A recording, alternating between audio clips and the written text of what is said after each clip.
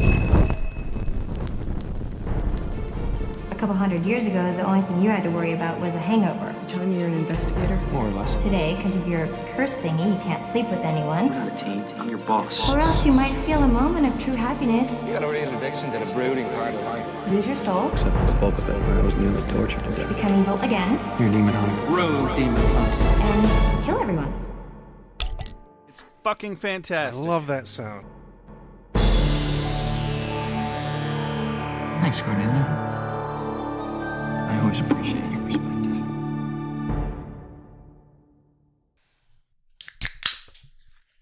Hello, everybody. Welcome to Ale with Angel. I'm Rex. I'm Josh. And today we're drinking from cans. I know. It's just not the same. Deal with it. Thought you knew us better than that by now. Hey Rex, when you're done pouring that Gosling's Diet ginger beer, would you be a dear and pass me the skulls of my fallen enemies that I Yes. filled very Here. disrespectfully with booze? Have a skull of your fallen enemy. Excellent. You know where I found this skull of my fallen enemies? Where? Walmart for $6.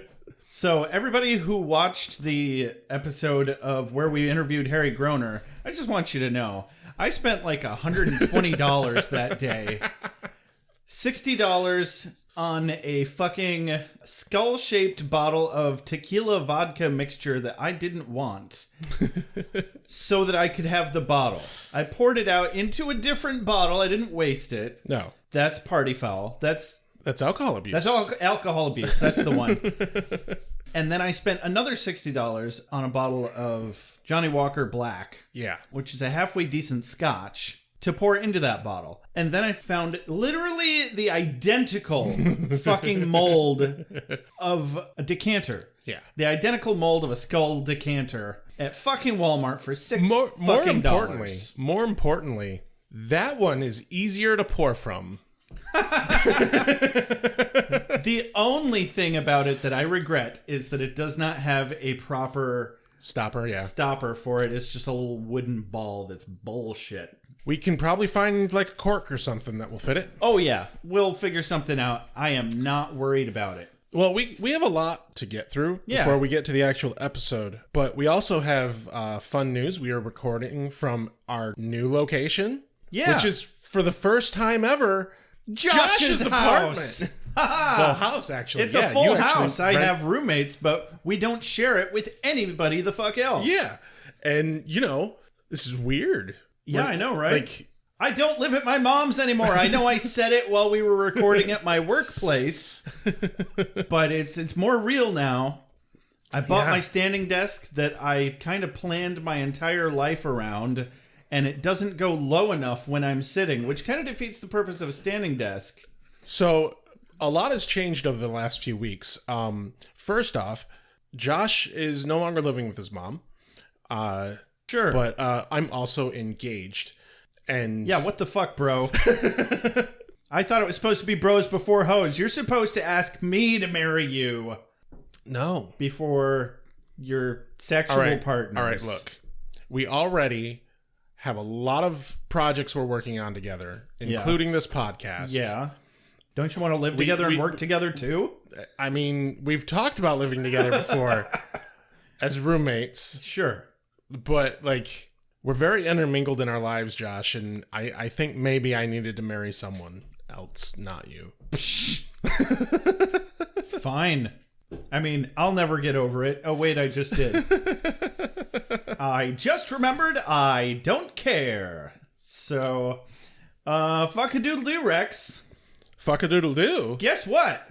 It's time for fuck-a-doodle-doo. We have new patrons. We got 3 new patrons in short succession. These poor unsuspecting doodle-doos. What have they gotten themselves into? Well, I'll tell you what they've gotten themselves into. Giving us money every month and having their names read aloud on the air. Because they are now executive doodle-doos. If you're going to be a doodle-doo, that's the kind of fucking doodle-doo to fucking be.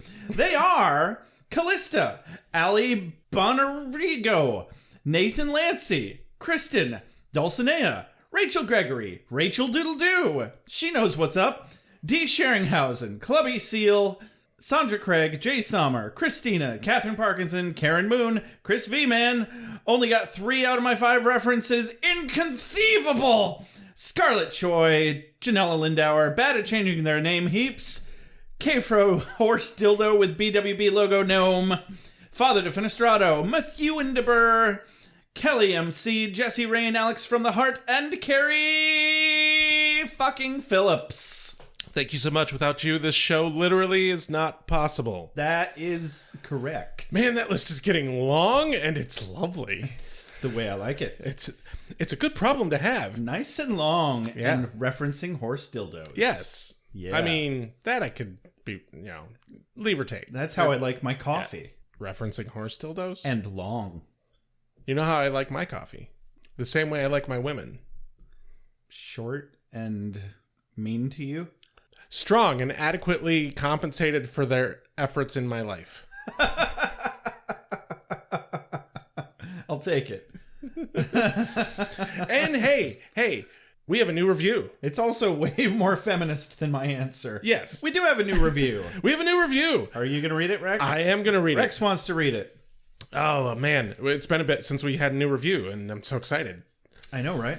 5-star review from CM Sunnydale. Only 5 stars. I think Well, it was way more than that, Rex. The title of this review is 5 sextillion stars. Sextillion. And they actually put all 21 zeros in there. Yeah. I had to look it up and double check that it was sextillion. Whew, that's a lot of zeros. I'm hoping that the sexual reference was on purpose. I'm fairly certain it was. It feels like it because they added all the commas into the From the little bit of things that they wrote about us, I'm fairly certain. Well, what they did write about us was best episode titles, best long-running jokes, their laughs make me laugh. If your humor leans towards punny and inappropriate, then you'll probably love them as much as I do. I watch the entire series of Buffy every year, and listening to these two talk about it makes me so happy. I've listened to several Buffy podcasts and love them all, but this one I keep coming back to. Thank you so much, CM Sunnydale. Fucking A right, CM Sunnydale. However, I do need to make a slight correction to your title. It should have been 6 sextillion and 9 stars, because that would have been nice. Yeah. Nice! I do want to mention that this is the first reviewer I've seen that actually mentions our ridiculous fucking episode titles. And oh, right. sometimes those are just on a whim, but sometimes we put a lot of effort into those titles. Well, there's a lot of effort that's been put into a lot of those titles. There's also a lot of them that I pulled out of my ass at the last minute. Okay, probably the overwhelming majority, but towards the beginning, we were putting in a lot of fucking effort. And my favorite part is you'll never know which ones are which. That's a good point. Yeah. Because you know what? There's no sense. There's no logic. It's just whatever the joke is at the time. The lesson to be learned here, everybody, is don't try, ever. It's a bad idea. Fun fact, anytime I do try, like with recording and this sort of thing, it usually comes out much worse. See, I told you. Everybody, you learn something new every day here on Ale with Angel and or Beer with Buffy.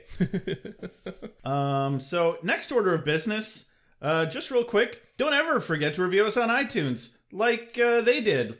CM Sunnydale. CM Sunnydale. And hey, don't forget CM Sunnydale, if you give us an email or a message on Twitter or Facebook or wherever you configure to get us a message, send us a screenshot of you editing your review and we will send you a free sticker. Honestly, I think we just need an address from you in a private message at this point. I believe you. Yeah. They've proven enough that they wrote the review. Also, it's time to name a cat. We have to name a cat. It's not a cat. It's a very plant-like cat. It was a cat, but then it became a plant. There's probably some cat DNA in this plant. Yes. The plant is living. Yes. The cat might not be. If there ever was one involved in the process, we're not sure. Our newest patron, Callista, sent in a message on Patreon to get her money plant named. A money plant that has survived a cat attack. My. That associates it enough in my eyes for, naming purposes, I think. Absolutely. You know what? That counts. And Alex from the Heart, we are definitely going to get around to naming your cat. I promise. Cats? Yeah, Multiple? Cats, multiple. I stand corrected. But I'm also doing a podcast with you, so I'm sorry you're not as special anymore. But you're way more special because I'm doing a podcast with you. By the way, everybody, it's called Wubba Lubba Pod Pod. Check it out once we actually start releasing episodes, which we haven't yet. But we have recorded two. Soon. We have recorded 2 of them so far. And I'm looking forward to hearing those. And we are definitely declaring it our sister podcast. It's a good show. Yeah. All of the racial stereotypes you can squeeze in there. Sure. Why sure. not? Nothing racist about that whatsoever. So naming a plant cat. Yeah. Cat plant. Give me your first name, Rex. Or all of them. I don't care. This one, it was the first name that popped into my head because given our proclivities here on the podcast and the fact that this is the first time that a good pun of this nature has come up. I have no idea what you're referring to. Go on. The first name I have for this plan is Keanu Leaves. That one wins. We're done. I have a second one that is also quite good. Okay, fine. What is it? The second one is Bill S. Planton Esquire. Planton or Plankton? Planton. Planton. That makes more sense than Plankton, but Plankton would have rolled better. Yeah. Okay. Definitely prefer Keanu Leaves. Yeah. That it hurts so good. So my first one, and these don't even need explanations. These are just bad fucking puns. My first one is Buck Doherty. Second one, Penny Leafingston. Third one, Billingsworth Cobblepot. I actually like that one. Fourth one, Wadsworth Cumber I'm a Money Plant.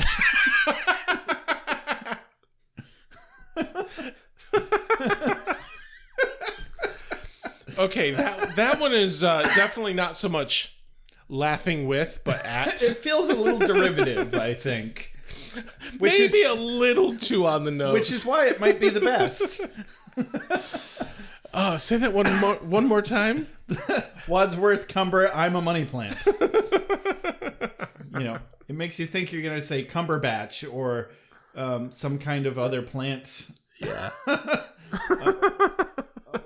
Or money pun, and then you don't. I gotta go with Keanu Leaves. I'm very happy with it. We don't get to invoke the name of our Lord and Savior often enough. In the form of a plant. Yes.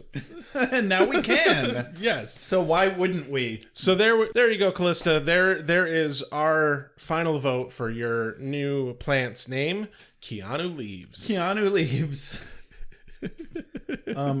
Reefs be with you? Reefers be with you? I don't, quick, think of a plant pun. Leaves be with you, Leaves Josh. be with you. Whoa. All right. A quick shout out to Alex from the Heart again, real quick, because they did leave a voicemail that we're not going to play and do properly, but they brought up one excellent point. We wondered a while back why in the fuck everybody's name at Wolfram and Hart had the initials L and M. Yeah. Lindsay McDonald, Lila Morgan, whatever that other fucking guy's name was who died like half a season ago. Who remembers him? Who cares? But anyway, LM, duh, it's so obvious now. Lucifer Morningstar. Yeah, and I have looked this up and dug much deeper into this. There is nothing official that this was the plan, but it is a very solidly believed within the fandom's fan theory. Okay, so it's definitely none of us are the first people to think of it. Without a doubt, we are not the first ones to think of it, and it is pretty solidly accepted that this is why. Yeah, and it's very easy to understand why that's so quick and easy to accept. Yeah. It makes perfect fucking sense. They're evil. Get They're it? evil. Evil. All right. It's time for the mom synopsis. Joshua! What are you doing, Joshua?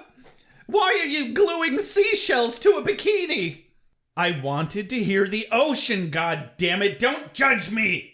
That makes more sense than I thought it would, Joshua. Can you make one for me? No! For fuck's sake. Now, once I go through the portal back to my homeland, I'll never have to deal with being degraded by you or my shitty bosses ever again. What about me, Joshua? It's not my fault you brought shame upon our clan. Oh, sure. I'm the coward. The big fat coward. Just because I don't want to joust someone that I kind of happen to agree with. It doesn't make you not a coward, dear. Solve your problems with a sword, not a tissue, you big fat coward. I'm never coming home again. I'm gonna go throw myself into the sacrificial canyons of Trelinsk.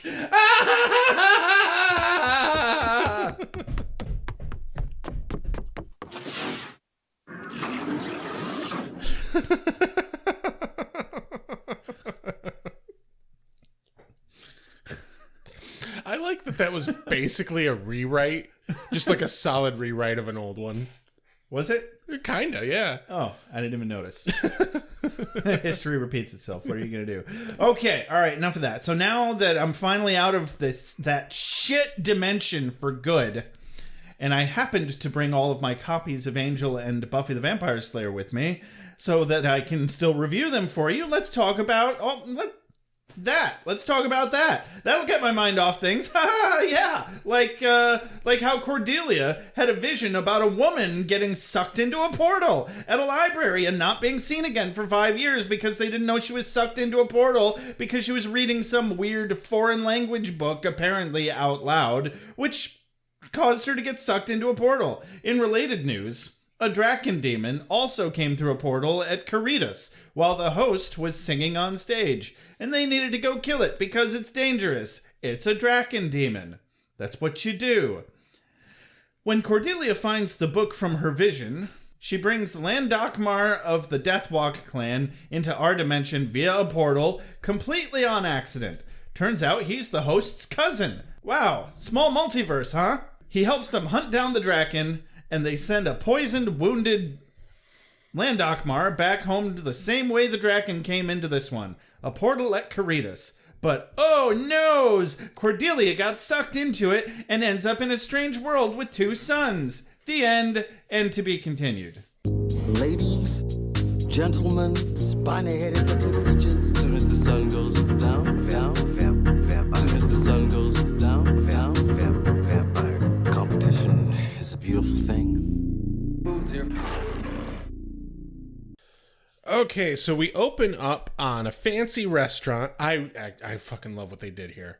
Sitting at the table, it's a 4-top, and sitting at this table is Gunn, Wesley, and Cordelia. Looking ever so slightly out of their element in this fancy restaurant. But they're having dinner, and it turns out they're celebrating that Cordelia got a gig doing a commercial, a national commercial. But the thing they do that I thought was really cool is they're sitting there talking. For a good part of the scene, you just see the 3 of them sitting there, and then you hear Angel start talking, and then the camera pans to the side, and we stop looking at the mirror, and then we're looking at the table, and Angel is sitting there. Oh, okay. I didn't realize that was what they did. Yeah, I really liked that they did that. But because they're sitting there talking, and then Angel chimes in with talking about how, yeah, it's public, there's a lot of people around, there's mirrors for reflections and things of that nature, and he's a bit uneasy in a very public place, which that's fair. He's a bit of an introvert. Yeah. What are you gonna do? He's also complaining about how expensive things are, and he's paying for Cordelia, and he remembers he remembers when it only cost a couple of bob for a hotel, a bottle of wine, and a tavern. Hold lunch. on, this was one of my quotes of the day. Oh, by all means. Then.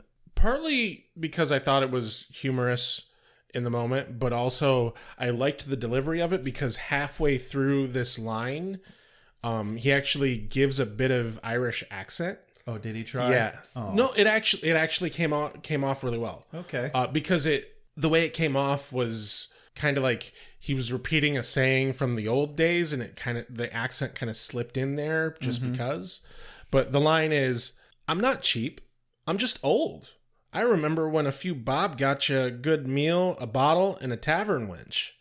And yeah, halfway through the line, he kind of slips into a little bit of Irish accent, and I liked it. I remember when a couple of bob got you a meal, a bottle, and a tavern wench. Yeah, that was better than him.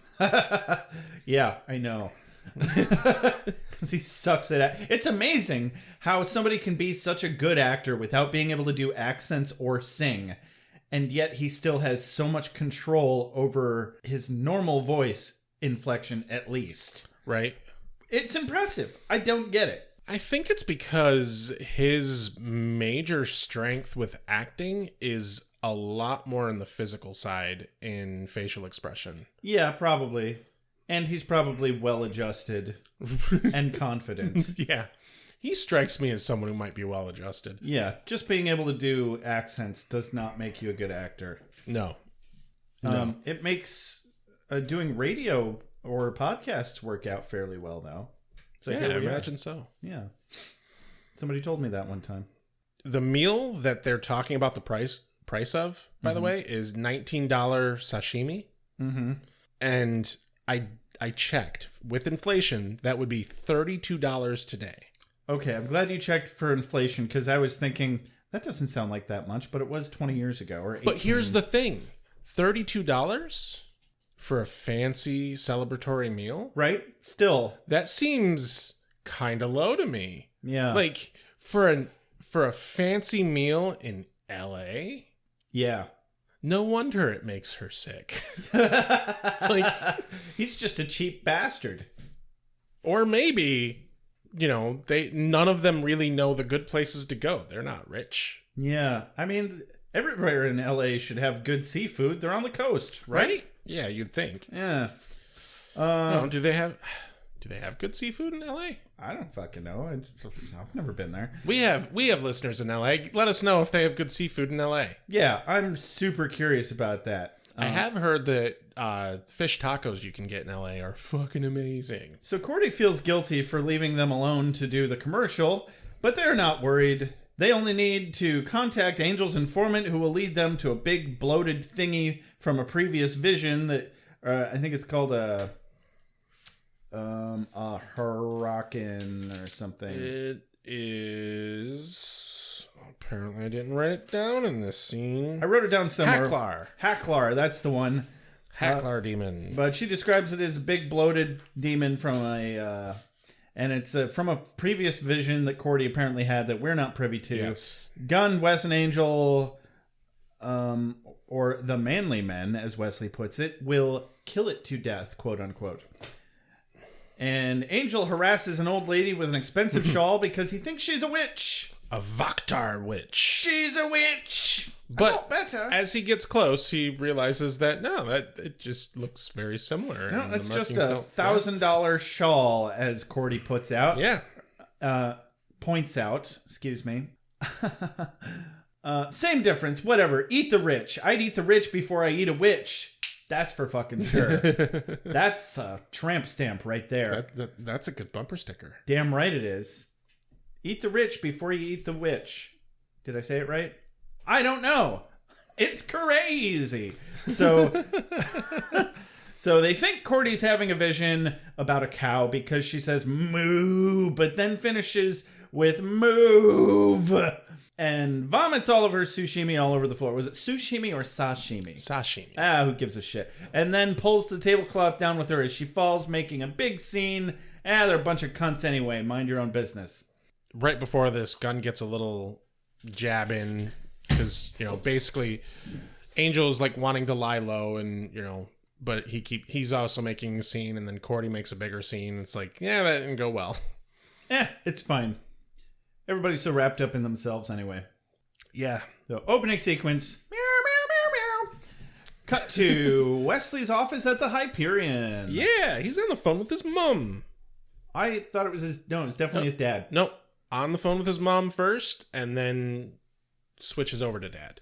He has a few sentences where he's talking to his mom, and then his mom puts his dad on the phone, and then, he's wishing his dad a happy birthday and tells his dad about his new job and everything. It goes splendid. It's just splendid. Yeah. It's fantastic. Never heard a healthier father-son conversation in my life.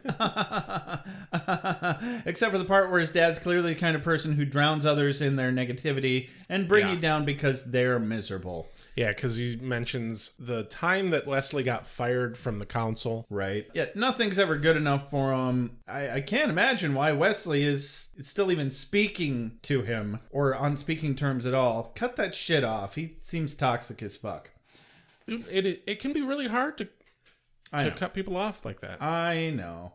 But I'm judging from the back seat. Don't mind me. And 20 years in the future. That is correct.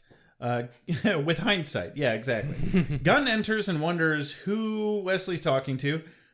And he's like, oh, my father. English senior, which I am simultaneously offended on Wesley's behalf for, but also that's fucking funny. Yeah. No, I thought it was fine. It's fine. They're friends. They're pals. Yeah, absolutely. Yeah, damn right. So apparently his dad sends regards from Tinseltown, which I'm not sure what that means, but regards it sounds... to Tinseltown. They're in Tinseltown. To Tinseltown. So I'm still not sure what that means, but it sounds very condescending. I have a feeling that his father didn't actually say anything of the sort. I mean, Tinseltown is just a nickname for Hollywood in L.A. Oh, okay. Never mind. Yeah. That makes more sense then. Give my regards to Tinseltown. We're done. And we're on a film set that looks like the beach. Yeah. Ooh, this is a good little moment, I thought. It's all right. Because Angel, for some reason, is on set. And he's too pretty to not get past security on a film set. I mean, he also has celerity and all that. All that. And can, climb buildings and shit. So, sure. He's a fucking ninja. And he's Batman. And he's a vampire. So he walks onto set and he notices the set. And I love this little bit they did because he's walking towards set and there's this woman in a bikini on set. Model / actress. Yeah. And she looks at him and she smiles. Her face just lights up as he approaches her. She's like, oh, you're going to talk to me and you're a pretty man. Mm-hmm. But he just walks right by her. Either that or she suspects that he's somebody of importance on the set and wants to make a good impression. Yeah. And we know that he's pulled that thing where you just, you see him, you walk in like you own the place and then, people react to you that way. Exactly. But no, he walks past her onto the beach set. And he's kind of looking in awe because he hasn't been on a beach in a long time. Mm-hmm. And he, looks up at the lights and kind of basks in the very hard air quotes sun. In the non-lethal sunlight illusion. I would too if I were him. Oh, God, yes. That must have been really nice for him. Yeah. I had a very similar experience when I was designing Castaway Kirk, a prologue demo video game that I made for everybody else's information. Obviously, Rex knows exactly what I'm talking about. So there was a point in the game where I had finished texturing everything, and I added the sea breeze sound effects and water moving animation, and I drop into the game, and I walk over to the bow of the ship, and I'm looking off into the distance at the island, and I just felt completely immersed in it, as if I could smell the fucking beach. And it was so goddamn relaxing. I think I had been inside too long. Yeah, it sounds like In fact, I guarantee it because I was designing a video game. And it was probably winter, knowing where we live. A good portion of it. It took a year to make the fucking thing. Yeah. So, yeah. Cordy comes up to him and rightfully says, "What the hell are you doing here?" He cheekily responds, "Getting a tan, not bursting into flames." Oh, what an asshole. No, not an asshole. Not compared to the asshole who enters scene next. That's true. So he's there to ask her about the Hacklar demon, but then the director shows up. Yeah. He makes her take off her robe right in front of Angel, which is a little awkward. But, I mean, he just thinks that Angel's her boyfriend, and in most cases, he probably would have been right. Or, I mean, why didn't he assume that he was her manager or... Who knows? Somebody else acting related, and he went straight to boyfriend. This guy really is a prick. I have a couple of questions here, kind of hypothetical questions. How many times have you seen Hollywood in movies and TV portrayed as anything but this scene? Pretty much never. Does that strike you as interesting? That in the media that they make in these places, they portray these places this way? That is very interesting. Like, and my first thought once I saw that he was on a film set, I was like, and I bet they'd be able to make it very accurately look like a film set since they spend a lot of time on film sets. Yeah. But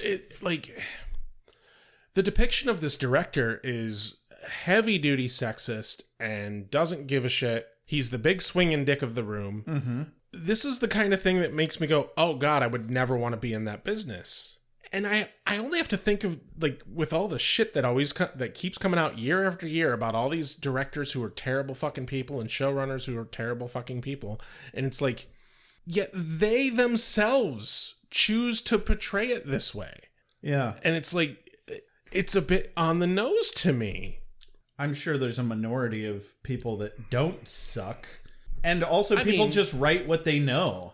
I mean, I would postulate that it's probably a majority that don't suck. It's just, one bad apple spoils the bunch, and you get a handful of the men who run the business, and then they hire the men who run the films, and they hire the next people down the line. It is always the most terrible people that seem to work their way up the ladder the quickest. Exactly. Yeah. And so just, I don't know. It just, the whole idea that Hollywood is always portrayed this way in film and TV. It's a snake eating its own tail. It's weird. Absolutely. I don't want to share my feelings. I don't want to open up. I want to find the guy that killed Tina, and I want to look him in the eye. Then what? Then I'm going to share my feelings.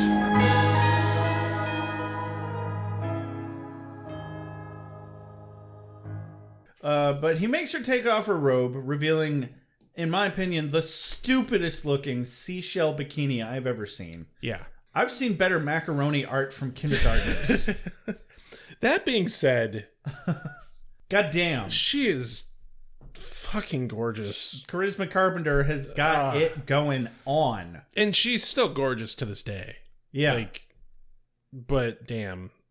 I can't imagine the fucking guts to be like, you know what? Yes, I will be in a very skimpy bikini on TV and record it forever. Thank you. I don't think I would want to do that. Well, I think she did model work before. Oh, did she? Before this. That makes sense then. At the very least, I know there's pictures of her in bikinis. One that she shared on her own Twitter account. Oh, yeah. I do recall that, yeah. But yeah, it takes a lot of confidence. The closest I've ever come to being anywhere near that amount of naked in front of people was I was wearing an A shirt, or a wife beater as they're called. A tank top. On stage. And boy, I really wish they'd let me wear a jacket over it. Turns out, I found out after the production, I could have easily gotten away with just putting on my fucking jacket for my other costume piece and just wearing it for that scene. Nobody would have told me not to. Yeah. It was stupid. Yeah, that was for Tommy, wasn't it? Tommy. Yeah. I recall that. Mm-hmm. Anyway, the director is super sexist. Okay. And Cordy's just kind of taking it, not reacting to it whatsoever. But Angel decides he's going to defend her honor, steps up to the director, does not have any fucking ability to threaten the director in this environment because, as far as that director's concerned, he's the big swinging dick here. The one that blew me away the hardest was when the director said she looks like a refugee from an abused women's shelter. Right? She did not have any circles under her eyes. No, she did not. And then she's like, but I had food poisoning. And he's like, oh, right. Like, you eat. Like, Jesus. You want them skinny, but then you're going to shame them for how they get skinny? Fuck you. Yeah. But I know there's fuck faces out there that do that. Oddly, from a weird, horrible, sexist standpoint, him assuming she doesn't eat is kind of a compliment. Because she absolutely does. The character, anyway. Yeah. And, no idea about Charisma Carpenter's eating habits. But, she eats. but she looks great. Yeah. So like, that's winning on from that standpoint. Yeah, I mean, it definitely was not meant as a compliment. No, I mean it's, and that's no better than catcalling someone at that point. And either way, I get what you're saying, though. yeah. Either way, the director decides, you know what? Fuck you, Angel. I'll have security toss your ass out of here, and the director leaves to go do more directory stuff bullshit. Yeah. And then this is when Cordy jumps down Angel's throat because, like, why the fuck are you here? Don't fuck up my career. Get the fuck out of here. She's been saying, what the hell are you doing here this whole time? And now she's directly telling him to leave, and he's just not. And I'm like, dude, take a fucking hint. Ask your question already and get out. His question, which pointedly does not get answered, is whether the Hecklar demon was eating bodies whole or just eating livers. Because apparently those are two different types and they have different hunting grounds. I mean, that seems like need to know information. It is. But apparently it's not, because it doesn't matter in the end that Cordy never answers the fucking question. Right? Because she just looks at him, long pause, and then walks off. I hate my life.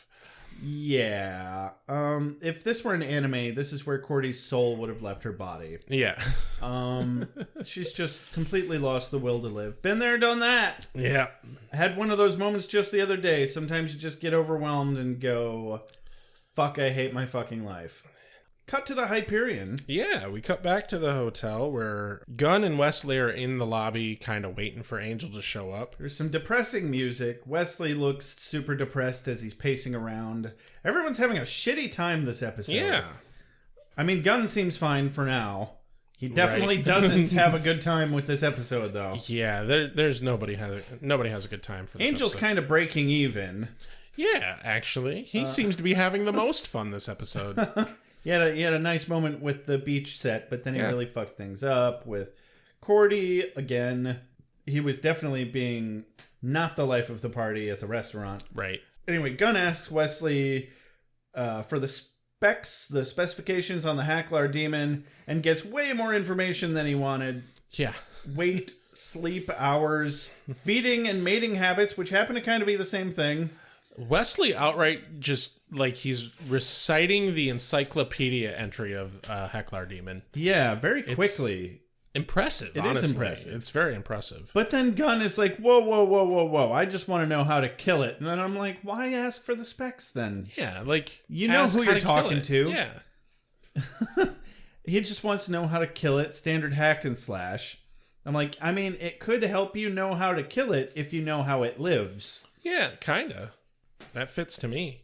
And then enter Rondell and George from Gunn's old crew. Yeah, these fucking guys. They arrive. They're there literally just to be like, hey, Gunn, we want your truck. Yeah, and Gunn keeps expecting them to ask for his personal expertise and personal help as a helping hand, but it doesn't happen. He tries to agree to go with them, but then Angel enters and happens to know where the Hecklar demon is right now, so it's time to go do that, and he has to bail on George and Rondell.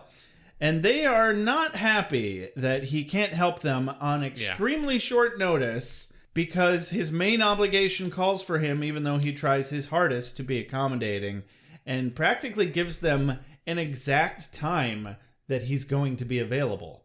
Yeah. And tells them explicitly to wait for him. And they're like, yeah, whatever. So I say fuck him. Who needs him? I'm a little torn on this because, like, Gunn isn't an idiot.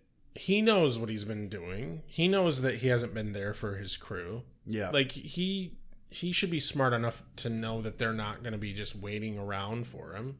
Yeah, he knows them better than that. Yeah.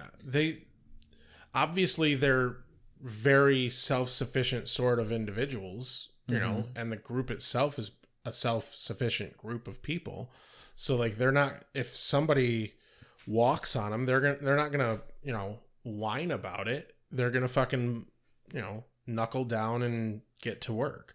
So, like, and for fuck's sake, that's what Gunn taught them to do. So what's his fucking problem? And that's kind of a testament to how important he was to that crew, that they are coming to him like this. Yeah, honestly. They're clearly too proud for that. Well, and then, they legitimately need his truck because of the way it's outfitted. Right. Specifically for the type of trap they're going to do. So, which, again, makes me wonder why in the hell he left in the first place. And it feels too little too late and shoehorned in that they're trying to come up with this backstory of, that group is still going and they miss him. Yeah. It's like, okay, but that doesn't explain why he left for Angel. For the money? It would have been much better. This is what I wish had happened. I wish that they brought Gunn in the exact way they did. And they don't really show us anything. But then later on, after he's been with Angel Investigations for a while, something happens that everyone's like, hey, Gunn, what is it that happened with your crew? And then we find out that something bad had happened that made him walk away from it or something like that. And then it would have been really dramatic kind of episode revolving around Gunn, like revealing this bad thing that he's been just carrying with him have a the whole last episode couple about exactly. Yeah, why not? And I think that would have been better for the character. I agree. I don't think they did it justice, or at least they haven't so far. And if I recall, they don't really ever. Yeah. But obviously I don't recall much, and that's half the premise of this show. Ahoy! So they can tell Angel's kind of harried about something. Yeah. And he's like, it's Cordelia, and he sputters some shit out about this big LA director who thinks he owns the planet. How could Cordelia possibly want to be an actress? It's like being a slave. Who would ever want to be in that world? She never takes shit from anyone. And she was wearing this flimsy two-piece that covers nothing. I did find it a little bit funny that they all just kind of pause at that. They take a moment to visualize this. I mean, not on purpose, but how can you not? Yeah. After a couple of beats, Wesley, appalling, Gunn, disgusting. Yeah. Angel, right. And he's holding, what was it, an axe? Yeah. Or a maul or something. And he's like, right. And he's just twisting it really hard. I don't know if he's trying not to think about it or if he's just caught in the throes of realizing that she's an attractive young lady. Yeah, I'll bet. Anyway. And he does have a thing for, living women who are far too young for him. True. There's proof of this. Yes. But they all decide that they should be off killing something instead, and away they go. I was hoping for some demon fighting tonight, but I wound up with a delivery job instead. If I come back here on the end of a spatula, I'm expecting some serious workman's comp. I'm just messing with y'all. From there, we go to Caritas, where Lorne, the host. The host is on stage singing his heart out, some Stevie Wonder. Rocking the fuck out to Very Superstitious, and a portal opens up behind him, and I was very pleased that they chose a section of the song for him to be singing that isn't one you normally hear. Oh, yeah? I think it's this later in the song, but it's not the first verse. It's not the main verse that people recognize off the top of their head. It's a bit later in the song, and I just kind of like that because, it's novel. Yeah, that is kind of novel. You know what else is novel? A giant Draukan demon? How this portal opens up, and then a very polite turret steps out and tries to murder him. And then an evil overlord AI gives him a cube to be his faithful companion, and then forces him to put it to death. Yeah. Oh, I'm confusing this with the plot of Portal, which didn't come out bit. for another 6 years. Oh, Jesus Christ. Yeah, think about it that way, huh? Oh my God, I'm old. Not as old as Angel. Yeah. Or David Boreanaz, for that matter. So there's that. Yeah, I'm at least that. Well, so no, but it's actually some fugly fucking dog demon ogre looking thing And it looks awfully menacing. And Yeah, and it's got them longer than it should have arms. yeah, there goes the neighborhood. Yeah. And, you know, it screams at some people and knocks some people over, knocks a table over and runs out. It sure does. It was So rude. very rude. Very rude. It was just And it interrupted such a good song. Such yeah, a Lauren shame. was having such. I mean, the host was having such a good time. What are you gonna do? Somebody asked us in a text just the other day. They were listening to our Jonathan episode, and they were like, "Man, you guys, how did you so seamlessly pull off that joke the whole episode? You guys got me fucking reeling over here." And I'm like, "Yeah, we didn't. We absolutely did not. It's called editing." Yeah. But more importantly, like we did that on a whim. Yeah, and that we like, started that it was- on a whim. Yeah. That was totally improvised. Yeah. But I was actually just thinking about that episode the other It day. was worth it. Um But anyway, so Demon Bro breaks some shit, knocks over some patrons, runs up the stairs. The host is a little bit rattled. yeah, he's not happy. not happy at all. He's not being very honest with himself or anybody else. He's like, "It's all right, everything's fine, nothing to worry about, all part of the show." I'm like, "Come on, you're the one that always makes people see the truth. Yeah. Come on." Cut back to this commercial set where they're actually doing shoots and Douche Kebab is telling Yeah. Cordy to bend over farther because she's in the other guy's light. but like if she's bending over him further, isn't she going to be more in his light? Yeah, well, and he comes clean only moments later that he just wants her to show her cleavage and say the line and stop wasting everybody's time. And I'm like, why were you trying to say that she was in the light before? Yeah. You're clearly not nice enough Right? for that. Yeah. You're not that would have subtle. just been like, "Honey, we need to see your fucking cleavage more because it's the only thing we like about you," or something like And that. I would guarantee that the costumers who put her in that bikini would know what she's supposed to be doing on set And would have- taped that shit They'd in. have glued that shit in. Yeah. Like, there's no way. Yeah. But hey, it's fiction. Yeah, So it's totally fiction. This couldn't possibly be based on any real people involved with this show at all, I'm sure. whatsoever. Anyway, Cordy is mortified at the level Yeah. of objectification, and it's gross. Cut to the Hyperion. Yep, where Wesley and Angel have returned. Apparently, Gunn went off to help his buddies. They return to find that Cordy is sad and a little bit upset, but not too sad or upset to jump down Angel's throat hardcore. That's my Cordelia. Yeah. Because you know what? They were right. When does she ever take crap from anyone? Mm-hmm. Because her just kowtowing to a director does not fit the character to me at all. And Angel's phrasing was pretty shitty. He was like, "Yeah, if I was out of line earlier, I'm really sorry." And she's like, "If you were out of line. Yeah. If you're comfortable with your use of the word if here, are you?" That was a quote of the day. Yeah, that's a very good line. And then he apologizes slightly better. I forget exactly what he said. Something about, "I'm sorry for embarrassing you." That's right. Yeah. And Cordy goes all woe is me for a few minutes. And she's like, "No, I embarrassed myself. It was terrible something or other, blah." She really didn't hit the nail on the head as much as I wanted. I really wanted her to go off and be like, "Well, that's just horrible, and I'm Yeah. never doing that again," and have a little more self-confidence and not be so sad. But she has a right to be sad.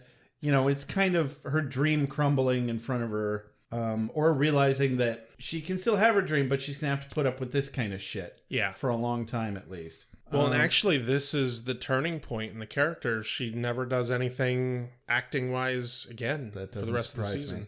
Or rest of the series. But- This was her last attempt at having that acting career. And from here on out, we get Cordy, who's dedicated to the cause. Well, that'll... that kind of an experience will beat it out of you. Oh, yeah. I probably would be done after that shit, too. Yeah. Especially when you're still burdened with visions. Right, yeah. Like, Jesus. So she asks where Gunn is, and they tell her that he went off to do some vampire staking business after the big fight. Yep. And Cordy asks, how was the big fight? All big and fighty?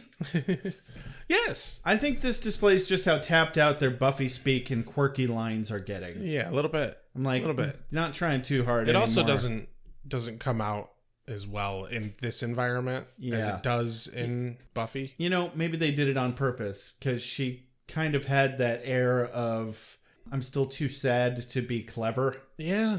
But anyway, apparently they got to the Hacklar demon just before it was about to eat a bunch of power walkers, which brings me to a quote of the day. Fucking pedestrians. This brings me to a quote of the day. Angel's like, oh, it was horrible. And Cordy's like, I know, I saw it in my vision. It's like, oh, no. He goes, no, not the Hacklar, the power walkers. I mean, walking I get, but power walking? Why not just run for a shorter time? Weird. Because it's bad for their knees. Oh, jeez. Not that you'd know, because you're a vampire. Yeah. His knees are perfect. Just fine. Just like the day you were born. I tell you what, though. I wish I had some vampire knees. I rode 20 miles yesterday, and my body just is so angry with me. Don't get me started. Dude, my fucking shoulder's been killing me for 2 years. Yeah, we're 2 years shy of 40, man. No, thanks for reminding me. That's excellent. You're welcome. So, a large glass jug filled with green sugar water and wearing a leisure suit shatters the door jamb and flattens the front door and goes, oh yeah! Ecto Cooler's 80s throwback! But it's not Slimer. It's actually the host. The host. And Angel was next on his Rolodex of champions. He adamantly wants Angel to kill the Draken demon. Draken. It's the Draken demon. Draken, whatever. But like he's like, oh, you don't know anything about it. You won't be able to find it in any of your books, but you really need to kill it. And they basically heckle him for the fact that after minimal questioning, he admits that the Draken demon didn't actually do a whole lot of damage to his bar. He really didn't. And it didn't even hurt anybody. It's like, Lauren, why do you want it dead so badly? But then Cordelia has a vision. Oh, yes. Right. Well, we find out more about why he wants it dead so badly later. Yeah. He knows what it is and where it's from. Anyway, Cordelia has a vision. Whoop-de-doo! Boy, they sure are falling back hard on this plot device that they nearly abandoned for over half a season all of a sudden. Hey, I very much appreciate that they're falling back on this plot device because they put so much fucking importance and backing on the story to it. And when they abandoned it, episodes felt more pointless. Yeah, it's almost like when they realized that they weren't getting anywhere with the whole Darla situation, and then Drusilla, Kate, and Lindsay all totally fucked off, they had to make a little trip down to the corner store called the Plot Hole Emporium. Welcome to the Plot Hole Emporium. Have you ever gotten yourself balls deep into a spinoff that's inexplicably gaining traction, but realized you completely fucked up every attempt you've made at having an engaging season arc up to this point, and have to start almost completely over? Maybe it's not all that bad. Maybe you've just shut out the most useless 21 minutes of screen time that ever happened. Maybe you did it because you hate yourself and your entire viewing audience. Well, don't you fret. Try out our new retroactive fallback overused plot device fittings. Take your viewers completely off their guard and give them a vague, directionless sense of sadness with our full main character depression package. Trick them into thinking they've felt something by enhancing the bad emotions that push them into being hopeless couch potatoes in the first place. Not enough? Of course it's not. Scrape the bottom of the barrel and you'll find the second most unoriginal trope next to amnesia. Your main character has visions. Let omniscient, mysterious predilections completely steer your plot around all willy-nilly like. None will be the wiser that they've simply gone in circles for 2 whole seasons. Then flesh out your emptiness and your failed bag of wannabe confused villains by briefly bringing back some old allies who are just huge dicks now, and finish it off with a flourish of adding a new character from a different dimension to apologize for ruining everything in this dimension. Oh, sorry, no spoilers now. Even the plot hole emporium doesn't go that low. Would you avoid finding out if you let us clean up the plots around your stinky hole? Wow. There's a lot there. Yeah. That's right. Damn. Down here at the Plot Hole Emporium, we have everything. And it's all down below. It's quite stinky, you see. Quite. Oh my god. I'm glad you still found that funny, even though it kind of completely contradicted everything you just said. I mean, it's still fucking hilarious. I need to breathe for a moment. No, you don't. What do you need to breathe for? Breathing is ridiculous. I can hold a note for a long time. Actually, I can hold a note forever. But eventually, that's just noise. It's the change we're listening for. The note coming after and the one after that. That's what makes it music. So, Where were we? Yes. Cordy sees a librarian at the public library in her vision and Sees Fred. yes, specifically Winifred Burkle. Yes. And a portal opening next to her, not that we know who she is yet. Right. And it's just like the one that the host described happening at Caritas, and they fuck off to find it. And he's not very pleased about it. He's like, "What? But why are we going there?" Well, and they expect him to come with them, and he does not seem amused at this prospect. No. So I mean, he's the whole bit here. Like, now that I've seen the episode, yeah, I get why he's acting weird, but it was really throwing me off. Cut to Gunn's old hideout. Yeah, he arrives at his crew's hideout and finds out that George has been bit and killed by vamps. We had the same disagreement last time. I looked it up. My stuff The says one who is dead is George. All I right. double-checked it. Okay, fine. I'm 100% positive. That, you know what? Even if you're wrong, I don't care. It doesn't matter. So George is laid out on a couch with bite marks on his neck. Yep. They don't know if he was forced to drink or not. So I assumed that he wasn't dead, but it makes more sense that he is dead now. Yeah. Poor George. Yeah, poor George. They didn't make him drink. They didn't make me drink, Jerry. I thought you were dead. Well, I'm awake now. George is getting awake. Anyway. Oh, man, that reminds me of a thing that I have to tell you about. I mean, you already Later. sent me the reference. Oh, did I send you that? Yeah. Yeah. It's so much deeper than those ones I sent you. But that is a conversation I'm not having on the podcast. Fair enough. Good plan. Cut to the library. Yes. Where Lauren's... I like The host. Yeah, sorry. The host is complaining that he and Angel always end up in libraries. Right. And I mean, it's only twice, but still. Yeah. Makes you think, doesn't it? Caitlin actually sent me a meme of this. It's from a cartoon with a platypus. I'm brain farting on the name. Perry the Platypus? Yeah, Perry the Platypus.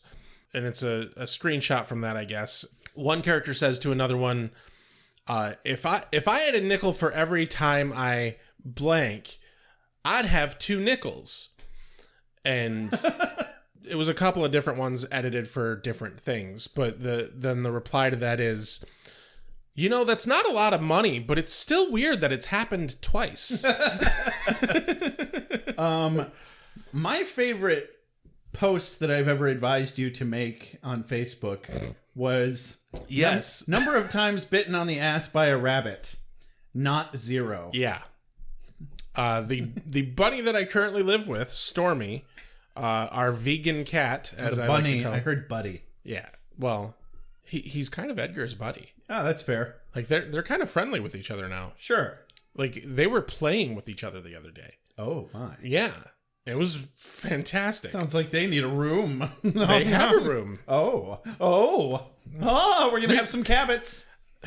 I call the first one. They're both men, or they're both male, and they're both neutered. Well, they're also both far enough off the evolutionary chain from one another that it's not Yeah, possible so anyway. I'm just saying, like, They're just there's as a likely... lot. There's a lot of variables that there's definitely not going to be Cabots. My point is they're just as likely to have gay Cabot babies as they are straight Cabot babies. It's not going to happen. That's how likely it is. This is a pass or fail class. All right. Oh my god. Oh, anyway, yeah. Shortly after the complaints of the host about how they never go out, they never do anything particularly fun except go to libraries all the time. Why not see Elton John? Why not? Which I'd totally be down to see Elton John. Right? Yeah. Even with how old he is now, I don't fucking care. Catch how he said and watch it from the back row. If that's not subtly asking Angel out, I don't know what is. Right? Good point. Mm-hmm. Even though he talks about getting love from ladies later, he's so gay. No, he's bi. Okay. Well, He's sure. unquestionably bi. Definitely. Totally an angel, at least. Oh, yeah. But, I mean, really, who isn't? Sure. I think the only person who isn't is Spike. But Spike is a bit more into himself. Well, Spike just hasn't been hit on by Xander yet. Yeah, that makes sense. Anyway, they run into the librarian, and who luckily makes the mistake of thinking that the host is there as a costumed volunteer for the reading group For thing. the children's program. Yeah, because if he scares adults, kids will love him. That's how that works, right? Yeah, actually, I think that's precisely how that That works. might actually be how that works. I mean, clowns? Do you know any adults that like clowns? Besides clowns? I do. Well, they're wrong, and you're wrong. I mean, I like clowns because the one grandparent that I actually liked and got along with growing up he did clown work. I'll allow it. You're allowed to care about specific members of your family who happen to be in clown work. I give a ton of credit to the host here, though, because he just fucking rolls with it. Well, And then actually follows through with his lie. well, it just so happens that the reading room was also the foreign languages section, or near it. No, it had to have been near it or whatnot, but he actually went to go look at the reading room, and then when they talked to the librarian about Fred, was when he went to look at the reading room. Well, he's and then not he an met idiot. them back. Yeah. Yeah, he knows how to lie. And I just really... This is one of those things where it's like, I would have loved to have an after the credits scene of Lorne at the reading room reading to kids. That'd have been great. Oh my god, yeah. So they start asking this librarian about the librarian from Cordelia's vision, and they're describing this librarian who went missing suddenly 5 years ago. Yeah. And she's like, oh, that was Fred. She was studying to be a physicist. And so they go and check out the foreign language section. And my quote of the day from the host is, "This reading room is to die for. Great stage, rocking chair, fabulous colors. I'm tempted to just show up in the morning with Harry Potter." Yeah, I liked it. But yes, you're absolutely right. We need that after scene after the credits of him reading Harry Potter to the kids. That would have been perfect. I think so. I find it interesting that this is really the first instance where Cordy got a vision of the past. Because usually they're visions of the present Or the future. very near future. Yeah. But that doesn't mean that there's any precedent for the powers that be not being able to show her the past. Yeah.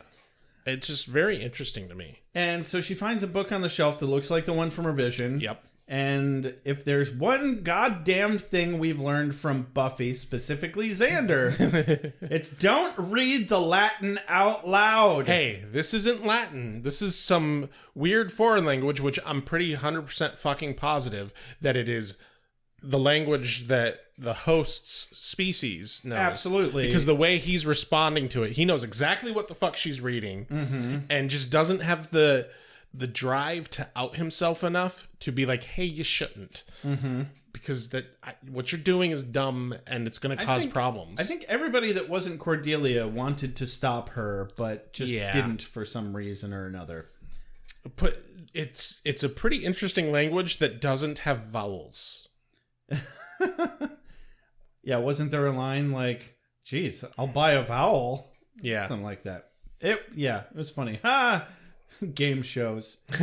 Anyway, a portal opens, the host screams, cut to commercial. And then a big green dude in armor jumps out of the portal and Angel starts fighting him. Yes. And then him and the host recognize each other. And it turns out this guy's name is Landokmar of the Deathwalk clan. And he keeps calling the host Krevlorn Swath of the Deathwalk clan.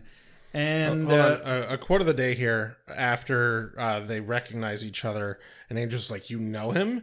The host says, yeah, but just because I know his name doesn't mean you can't knock him unconscious. Please continue. Please continue. Yeah, that was a fun moment. And so this is where we learn that he goes by Lorne most of the time, but he tries not to use it because he's green.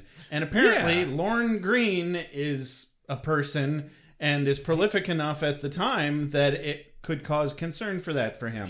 I guess he was an actor who did Bonanza or something? Bonanza, yeah, and even Angel is the only one here who even recognizes it, so it wasn't apparently that big of a deal. So he starts going by Lorne again, at least for the A-team here. And thank fucking Christ, we finally have a fucking name for him. We can finally legitimately just call him Lorne, not that we haven't been the entire time. Yeah. Anyway, but now we don't have to pretend to call him the host anymore. Yeah, and it looks like apparently Landok is his cousin. They come from the same world. Yeah. This world and this language and all this weirdness. And the demon is from Lawrence' homeworld, which is why he's been acting so weird. And he's like, kill it with fire. And he claims Lorne is a coward and prayed that he had left to seek atonement for being a coward or some shit. And would rather he was dead than alive and bringing shame to the yada yada something blah blah. I guess he's a Klingon now. Basically, they are. Yeah. They even have the because Landok has a bumpier kind of head. Oh yeah. Than he kind of does. You're right. And it's very like you just remove the horns. Yeah, they're just green. Change the skin color and the hair color. He's a Klingon. Green Klingons. Yeah. So this fucking guy. It's like they picked the first fuckface they found at a Ren fair who was already wearing his own full suit of armor and told him to get into the makeup room and they'd pay him. They went to a con and like, hey, that dude's dressed as a Klingon. Hey, we're gonna just spray paint you green and we're good. I mean, what's the difference between a con and a Ren fair, really? Do you want me to answer that or just let it go? Both. I don't know how to continue. Give me the quick answer. The quick answer is a Ren fair is more about shows and entertainment, and a con is more about selling you stuff and getting signings from famous people. There's your difference. I mean, there's still shows and entertainment at cons, though. But mostly it's about signings and merch. And they're still trying to sell you a lot of fucking merch at Ren fairs, too. There's merch at both, but Ren fairs are more of a focus in the shows and entertainment, and cons are more of a focus of the getting to meet people and, you know, meet and greets and Q&As and panels. And at Ren fairs, you get turkey legs. Which I don't like. Yeah, because they're always overcooked. You don't like those. Lauren Jewell doesn't like those. I'd have eaten that damn turkey leg, and then you just threw it out after your photo shoot. And you tell us no turkey legs were harmed in the process of this photo shoot. No, but there was a turkey harmed in the process of this photo shoot. I mean, if there's only a leg. By definition. This is not a vegan photo shoot. It's not even vegetarian. Yeah. Anyway, they go off to slay the demon. Because apparently Landok can track the demon. Yeah. You're not real. Or I'm not real. Somebody here isn't real, and I suspect it's you. So if you're not real, then that means that my head came off back there, and that I'm dead now. Dead. The Draken demon, like, he clearly gets hard as soon as they bring up the Draken demon. He's like, Draken demons, I can hunt those. I don't give a shit if this guy's a fucking coward. Let's go. Did shame on his house? I don't care. Let's hunt. You mean I get to kill something? I mean, if you don't have any weapons dipped in thromite, we're going to have a hard time. We're just going to have to hit it really hard, I guess. Whatever, it'll be fine. So, business as usual. And they welcome his support and they all fuck off. Cut back to Gunn's crew, where Gunn is pissed that they didn't wait for him, but they got tired of waiting, and they're like, dude, we've been waiting for months. No, they haven't. Yeah, right. He literally gave them a very specific time and promise that was less than a fucking day. And I know what he meant. Yeah.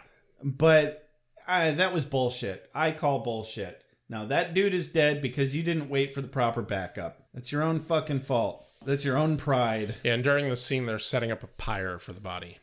Out of a bunch of chairs and there was a headboard there and shit, and a lot of treated wood. And let me just tell you, you do not want to start a fire with a bunch of treated wood. Yeah, especially because they're in the city. There's no way somebody doesn't call the fucking fire department on that shit. Yeah, well, if you remember from the Thin Dead Line episode, if they're in the supermost ghetto part of the town, no cops will go there. Yeah, fair. Unless they happen to be the undead that are being remotely controlled. Yes. Magically. Yes. So, and I really liked, after watching Game of Thrones, you see all these medieval style body burnings, but seeing it in a modern back alley setting was actually really fucking cool. We're not there yet, but that's what's coming. Right, and it's also it's a very brilliant way to have a respectful burial for the dead, but also solve the problem of whether or not he's a vampire. Of whether or not he's a vampire, and having to answer to the police for there being a dead body. Yeah, it's a very good solution here. It is. If you know you're not going to have anyone called because you're setting a large bonfire, then you're good. Yeah. I mean, maybe take it out into the middle of nowhere to do that, and you're less likely to get bugged by the police. It's LA. There's bound to be a desert nearby. Right? Yeah. You wouldn't even have to go that far. Anyway, we're on the street now. Yeah, we cut to the street where Landok is channeling his mind to identify the... He does some wibbly-wobbly empath bullshit. Drakendemon. There it is. I do not know what the fuck was wrong with. I wrote it very badly. The Drakendemon. Don't do that. But apparently the ability that Landok is using is the same ability that Lauren uses to tell people's fate. And, Lauren complains a little bit that I use this to tell people's destiny, and I'm seen as the freaking weirdo. Mm-hmm. And he describes his world as being very black and white, only good and evil, no gray, no music, no art, super fucking boring. I mean, I'm kind of wondering what the hell Lauren's really complaining about here. Nobody thinks you're a freak, Lauren. Everybody loves and reveres you. That being said, yes, it sounds like your clan's world is a bleak and dreary and stupid one. Yeah. that you're way ahead of, and you shouldn't be there. It's like Lauren is half expecting everyone else to be like, well, why the fuck did you come here? You must be a big coward. You came here. It's like, they wouldn't do that. Yeah, no, they wouldn't. But that's kind of a trauma response, the way he's reacting. Fuck, you're right. Yeah. Yeah. He's got anxiety over it. Yeah. Yeah. Mm-hmm. Because you're taught one thing when you're growing up, and... Yeah, he expects people to react that way, even though he knows better. I do that kind of shit all the time. He says something like he hates it back home because it's all idiots who solve everything with swords, who hide their feelings and never talk about them. Angel can't relate, but I think he's being sarcastic. Yeah. Cordelia is certain they're missing something of the bigger picture here, and they also can't figure out where the hell Gunn is. Lauren and Landok get in another petty squabble about Lauren being a coward. Lauren argues he was busy getting ladies while Landok was busy being a nerd. Even though it was, being a warrior nerd, it's still a nerd. I'm a little bummed that they didn't give an opportunity in this episode. Twice now, Landok has called Lauren a coward, and he has responded with, first off, not a coward, and then continued on talking. And I really would have liked it if there was some redemption there where he like showed that he wasn't a coward, but he didn't really do anything. Yeah, I thought that was going to get resolved by the end of this episode, and it just kind of didn't. Right. We'll get there. But either way, shut the fuck up, Landokmar. You're the worst character since George or the other guy. I don't care. They both suck. But hark! Landokmar senses with his green demon empathicness that the Draken has found more food to take with him somewhere or something. And Cordelia realizes that he means people, and it's kind of funny. Oh, you mean people? Oh, you mean people. Quote of the day right there. Cut to a standard industrial yard full of pallets. It was a pallet recycling place. Ah. Yeah. And they're specifically arranged in kind of a maze-like fashion. Yeah, you know, if you're gonna have a pallet recycling place and you don't arrange it in a maze, then really, what the fuck is the point? You're doing it wrong. Yeah. So they find the Draken, or the Draken. The Draken dragging a woman along with it, and they don't rush in after it because they don't have gun with them. Yeah. Not a gun, they just don't have the gun. Yes. But they do have Landokmar Jenkins! Yeah. And Angel and Lauren follow him in like fucking morons. Like, shit, did he just go in? He just went in. He just went in. I guess we gotta go. We gotta go. Fuck your plans. And Wesley is crestfallen that there's no plan. And Landokmar gets bitten immediately and is down and out like the moron he is. Yeah. And the only antidote is in their home world. And they presume that the Draken is looking for the woman who ran off already. And we see it slinking around a bit as they all bicker about some nonsense shit. And Wesley finds the woman and he's carrying a flare, but he's by himself. Kind of an honorable mention quote of the day, just because I thought it was fucking hilarious. Angel and Wesley split up. Wesley's trying to find the girl. Angel's trying to find the demon. And as Angel's walking around, he's calling out, "Hey, you want food? I can be food. Pretty tasty here." Here, kitty. That's what it was. That's what I was trying to find when you came in, and the episode was only half through. That's what it was. Here, kitty. Oh, God. They presume the Draken is looking for the woman. Yeah. Wesley finds the woman. He's carrying a lit flare, and she's screaming. It looks like she's screaming at him, and he's like, "Don't be scared." But no, it's just the demon behind you, and Wesley. He looks behind him, and he immediately gets tackled by the Draken. Cut to commercial. Yeah. And he's pinned to the ground, and he shoves the lit end of this flare into the Draken's face. Right in the mouth. We hear a sizzling noise, yeah. And I was hopeful for a moment that he did some kind of damage. It seemed like he didn't. It just kind of ate it. It was just a spicy meatball. Like a toddler eating a birthday candle that's technically safe. It's made out of crayon or something. That's non-toxic material. Yeah, non-toxic wax. Exactly. And then the Draken makes a cartoon gulp noise. Yep. Wesley pulls it back, and it's like a marred end of the flare. Yeah. Yeah, he fights it a little bit. Angel shows up, and then fucking spears him through the neck with his sword. Yeah, he hucks it with really good aim, which is a good thing, because when you throw your weapon, you better be fucking sure that it's going to hit the target.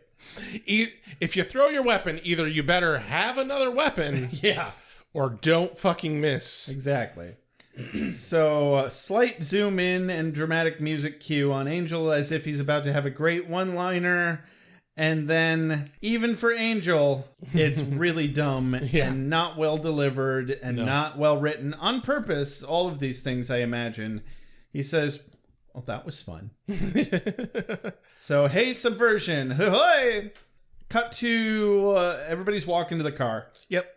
And Cordy's been looking through the book this whole time because now, let me tell you folks, Cordy is thinking with portals. Oh, hell yes, she is. Because she's figured out that the way to send Landok back home is to have Landok read this passage that Fred read in her vision, and that should send Landok back. Yeah. Worst case scenario, you miss out on a couple games of canasta. I punch those numbers into a calculator, it makes a happy face. I know that's probably like the third time I've referenced that on this podcast. Who cares? Deal with it. It's good. And, you know, there is this moment where Wesley and Angel have a little bit of doubt over Cordy being like, no, I understand what's going on here. Because Cordy historically is not the researcher. And Wesley kind of starts to speak his doubts, but they pause for a moment, and then they're like, no, you know what? Fuck it. We trust her. She's got a hunch. Yeah, she's got a hunch. And that these portals, the reason she was shown the vision of Fred with the portal, and now they've got 2 demons that have come through these same portals. Mm-hmm. Well, 3 if you count Lorne. Yeah. Who knows how he got here? I bet Fred probably came up missing when Lorne came through. Nope. How long's Lorne been here? Long enough to be worried about the reference of Lorne Green. Yeah, okay. Yeah. Fair. Anyway, she's fairly certain that these work 2 ways, and that it will not bring something back through the portal if we send Lorne's cousin back through one. But they have to specifically do it at a place where a portal has already opened. So we go back to Caritas. Caritas. And this whole time, Landokmar is absolutely badgering Lorne to do the death rituals if he dies. And Lorne's like, no, fuck you. I don't follow our religion anymore. You're not going to die. He never explicitly says no, but man, this guy needs to learn how to take a hint. So, I mean, he does kind of explicitly say no. You know, if they come from a world that's all black and white, then I doubt there's any subtlety or lying. Also true. So, real quick before we get to Caritas, now we see the actual funeral pyre that we get a bit of sad piano. Gunn and his people have set up for George. Yep. Not George. Rondell. George. Fine, whatever. I will literally pull it up on the wiki and show you his face. I believe you and I don't care. So, and this is just so fucking illegal, but I can believe that they could get away with it in a couple of spots in the city. With the specific setup that they've talked about of this area of the city, it works for me. It works for me. If they're near enough smokestacks, there's probably nobody that would question it. Yeah, that's very true. Especially if they can tell that it's coming from, quote unquote, the bad part of town. Right. So it's also just super gangster. Like, I'm a little jealous. I do kind of see the allure of that kind of life. Dude, I hate the idea of like traditional funerals. It's really the amount of community that there seems to be involved with it. I completely agree. Which we just don't get enough of these days. And that, you know, that's also a lot to do with how we grew up. Like, for me, I grew up, the only sense of community that I got like that was religion. Blah. And, you know, Blah. that... I have... Are these your shoes? Blah. I have notable religious trauma. Yeah, don't we all? Anybody who's still in religion has notable religious trauma. They just aren't accepted. I actually had a kind of a triggering episode, so to speak, of my religious trauma that happened last week or the week before. And it was kind of oh, that's still there. Good to know. And so we're watching this funeral pyre, and I'm like, oh, that's what the chairs were for. Yeah. Oh. And Gunn, of course, is standing on the stairs in the background, lording over his minions that he abandoned. Because he is, after all, much richer than they are. Yeah. And he is clearly a capitalist. Yeah. He left them for money. Yeah. I mean, he didn't just love all these white people so much that he would rather be with them. Right. Come on. Well, okay. That's a really shitty reduction of his character. I mean, yeah. Let me back that up briefly. I think he saw an opportunity to do greater amounts of good in much quicker, larger swaths. Yeah. And I think he also felt that his people could take care of themselves. Yeah, it was kind of a child's situation. Yeah. He needed to leave them to let them grow. Or something. Kinda. You're not ready for the world outside. We're not ready for that. Stop it. You keep pretending, but you just can't hide. Anyway, back to Caritas. Oh. A person needs certain designer things. You shouldn't be trying to eat my friend's brains. Hey, you're a vampire. So they took Landokmar back to where the original portal opened up, because why not? And they hand him the book and say, start reading, asshole. I was so expecting him to be like, I can't read. Yeah. Me too. And he, of course, has to compliment Angel for being a great warrior. And then they fillet one another in front of the A-Team. It's not well received, so the scene is cut. Also, my God, it's cable television. Come on, guys. I mean... Does the FCC count for nothing anymore? If it was cut, how'd you see it? Where'd you get the bootleg I'm copy? a very special man. You have no idea what I went through to get that cut. How many times I had to fillet David Boreanaz. And the guy that played Landokmar. You had no idea how many conventions and Ren fairs I had to go to find him. 3. Exactly 3. He was at all of them. I just didn't see him until the 3rd one. I ended up blowing 2 guys that just looked kind of like...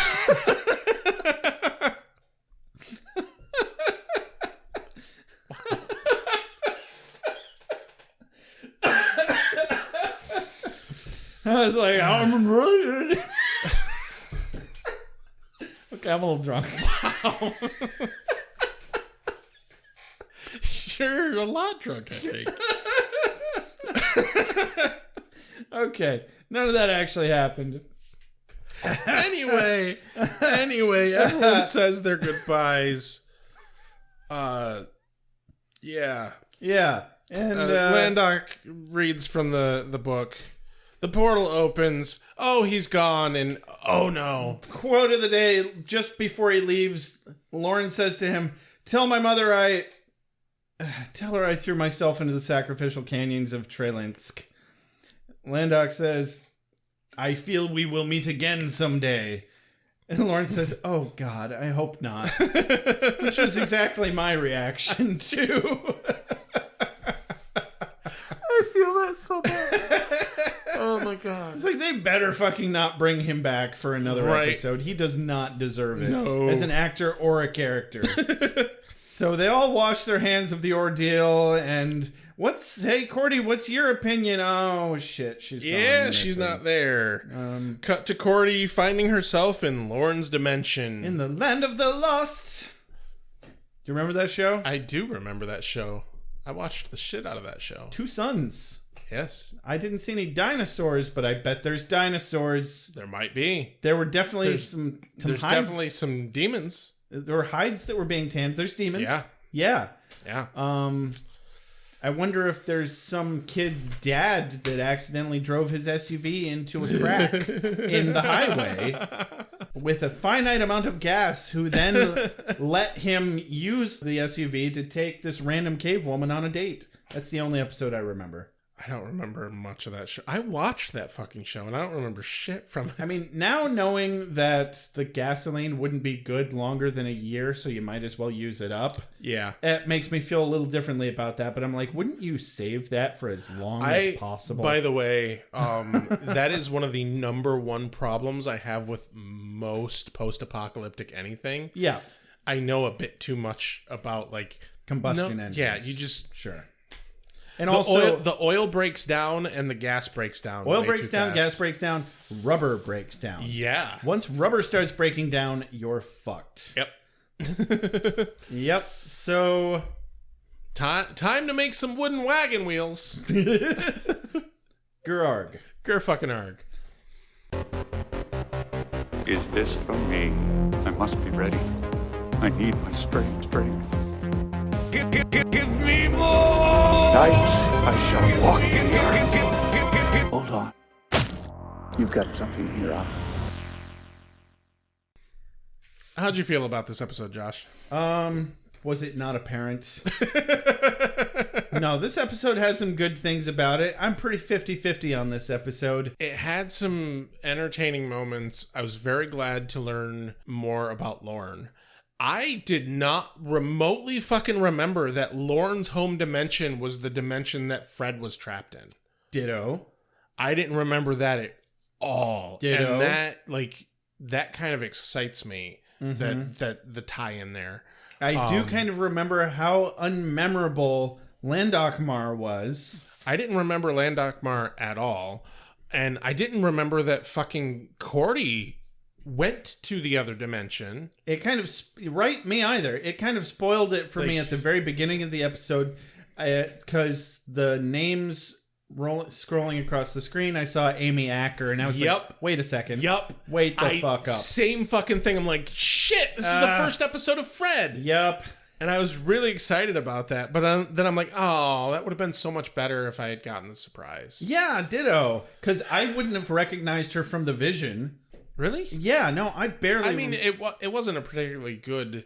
Because it was all grainy and like visiony and had the filters and whatnot over it. Literally been 18 years since I watched I'm this so show. excited I'm so excited for Fred to come on the show. I'm so excited that now that we know Lauren's name, I think he becomes more of a regular on the show for the rest of this season. And next season, he's a regular. Yes, that was really probably the best thing about this episode, is this was the true induction of Lorne into the ranks of the A-Team. And the other part is this is a sign, I think, when they brought Gunn in, that was helpful. Because the problem they had for the entire beginning of the show was too small of a cast. And too many people that were directly from the Buffy cast. Right. And the thing is this format... And the way the writers write the show, it's designed to be an ensemble cast. Yeah. It's designed to have a relatively large cast. Most really good TV shows then and older, specifically like cable TV shows, were ensemble casts. Star Trek. Game of Thrones. Exactly. So like... I'm really flabbergasted every time I watch. I'm on my second watch through of Game of Thrones. And I'm just like, first of all, I'm amazed at how much I don't remember, and I only watched this like a year ago. It's the first show I've ever rewatched so soon after having seen all of it. And the sheer number of characters they managed to make me extremely invested in is staggering. It really is. There's never a moment where I'm like, oh, this storyline. And the thing is... The closest it gets is Cersei Lannister. That's the closest it gets. I can tell you the thing is that's not on the writers of the show. That's on the books. Ah, okay. That's on the books. Anyway, that aside, this is, I think, a turning moment for this show, and I appreciate that. And maybe, just maybe, the rest of this season won't be as fucking total shit as the fucking entire previous portion. You know... The episode pulled itself together. You may have noticed how I felt about it up to the point of the plot hole Emporium. Yeah. When I called it the most useless 21 minutes of television that you ever witnessed in your life. And it was. Because the first half of this episode was a bunch of fucking nothing. Yep. Absolutely nothing. The commercial didn't amount to anything. My mom's synopsis didn't start until Cordy saw the vision of Fred. Right. The Hacklar demon didn't amount to anything. There's a hint that there's going to be vampire fighting. That didn't happen. Like, the entire fucking lead into the episode, up until the moment when they start hunting the demon for Lorne. Yeah. Nothing. You're not wrong. But, yeah, so I'm 50-50, but it's not a meh 50-50. Right. It's a literal half of it sucked and half of it was great. I agree. With the exception of Landok. Oh, God. What, you liked Landok? No, I hated Landok. Okay, I hated Landok too. He was fucking He's awful. he's part of the half that sucked. Yeah. I'm not divvying it down the middle of the timestamp. Okay, that's fair. I'm divvying it up amongst characters and things that happened. Yeah. Because George and what was his fucking name? The other fucking guy. Rondell. Yeah. That's fucking... They were nothing characters back in Thin Dead Line, too. I did really like the moment, though, where they came into the hotel and they had kind of a moment with Wesley. And it... like in this episode? Yeah. Well, so Rondell and George come in and Gunn greets them. Oh, yeah, because they were like, how are you doing, man? You took a bullet for us. Okay. Yeah. You know what? That did actually kind of make me like them. And then the way they treated Gunn was really shitty. And I was over it. Anyway, let's get to quotes of the day and get out of this place. Absolutely. What's your quote of the day, Rex? I'm gonna go with the first one I came across in the episode, which was Angel saying, "I'm not cheap, I'm just old." I remember when a few bob got you a good meal, a bottle, and a tavern wench. Mm-hmm. What was the other one where he said something about now I really feel old? When no one got the Bonanza reference. Okay, yeah.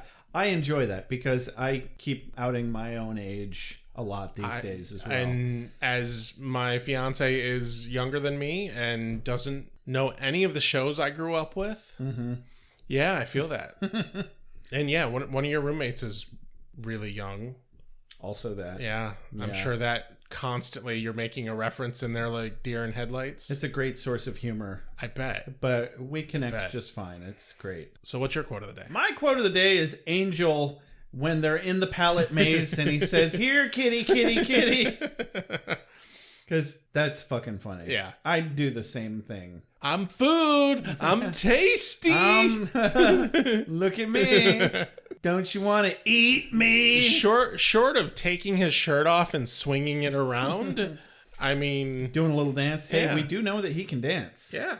You know, that makes a lot of sense. That he's a good physical actor because he's an excellent dancer. Yeah. Yeah. Even when he's trying to dance badly, right? It's still pretty good. It's better than I can dance at my best. Well, that's not saying much, but you're right. Fuck you. To be fair, I don't think you've ever actually seen me attempt to dance. I kind of have. A little bit. I wouldn't call that dancing. Okay, that's fair. It's middle school dancing is what that is. It's my partner wants to grind against me on the dance floor. Yeah, middle school dancing. Yeah. Exactly. I had a few runner-up lines, but nothing I didn't already say already. Hey, this has been another episode of Ale with Angel, everybody. Don't forget to follow us on Twitter, like us on Facebook. If you want to buy some of our merchandise, we have lots of that over at beerwithbuffy.com/shop. But you don't have to type in the /shop because there's a link to it on the homepage. It's like we designed a website or something. If you want to just give us your goddamn money and become an executive doodle-doo, you can! And we'd love it if you did, and we'll say your name all the time. Just head on over to patreon.com/beerwithbuffy. You do have to type the /beerwithbuffy on that one. Otherwise, you're not going to get far. Don't forget to review us on iTunes. You can get a free sticker, and it will also automatically enter you into a contest to win a free hoodie. We're currently at 58 reviews, but plus 7 UK reviews, or 5 or something. Yeah. When we get to 75 reviews, we will do another contest for a free hoodie. And we are counting those UK reviews to that number of reviews. That is correct. We have UK distribution. You're welcome. If you ever have any questions, comments, or concerns, you can email us at beerwithbuffy@gmail.com. You can also call us and leave us a voicemail or text us at 269-743-0783. Last but not least, big shout out to JJ Treadway for all of our closing, opening, and transitional music. This has been Ale with Angel. I'm Josh. I'm Rex. Have a good night. $6 at Walmart, man. So pissed. Also, fuck Walmart. Yeah. I make allowances for your years, but I expect a certain amount of responsibility, and instead of which you enslave yourself to this cult. You don't like the color?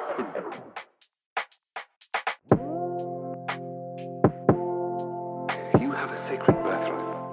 You were chosen to destroy vampires, not to wave pom-poms at people. Why can't you people just leave me alone? You are the Slayer. Go ahead.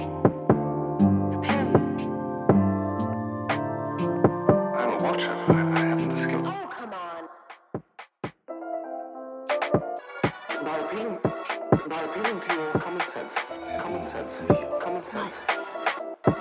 Werewolves, incubi, succubi, everything you've ever dreaded was under your bed but told yourself couldn't be by the light of day.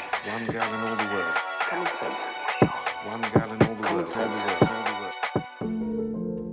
It was a bit, British, wasn't it?